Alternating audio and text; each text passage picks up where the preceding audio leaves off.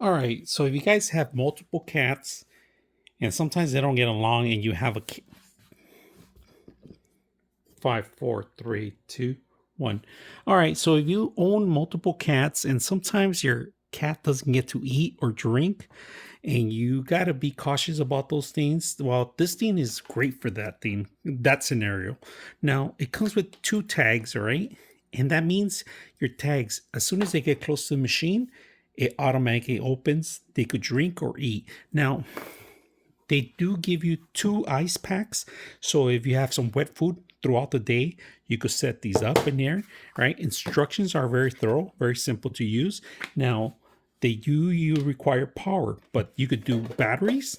It does require larger batteries, right? If you guys can see in the back, that's in case you lose power. And there is an unlock and lock feature, right? This is unlocked right now. We're going to unlock it, but you can always lock it in case you don't want him to eat or she to eat, right? So this is great for puppies or cats, all right? And of course, the sensors in here. So we're going to test it out right now and see how this thing works. All right, there's a couple of ways to get this automatic to work, all right? First, we're going to program one of the features in here. We're going to program this one. All right, first we're going to set our device up, all right? You are going to need the application. It gives you the application information here. And if you guys can see, there's the app, all right? We're going to go into the app.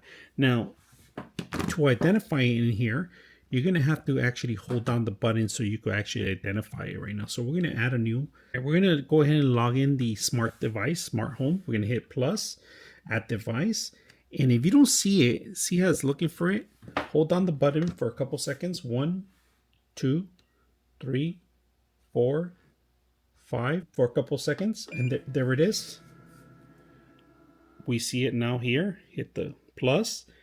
It's going to install now. All right, so in order to make these things work with the actual system, you need to go in here where it says authorize. Right now I have two pets in there, right?